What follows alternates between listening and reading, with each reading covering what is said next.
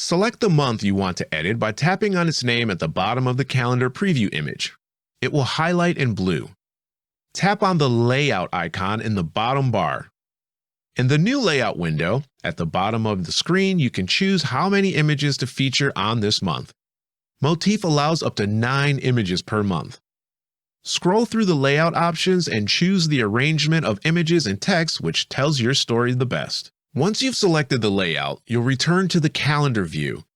Tap on the image frames to choose a new image or to edit the already placed image. Select the image you want from the tray at the bottom. You can further edit the image by tapping on the effects icon beneath the photo tray. In the Edit Image screen, you may apply a filter and also resize and apply filters to your image. Tap Done to apply your changes. If you pick the layout that includes text, tap it to edit. You'll be brought to the Edit Text screen.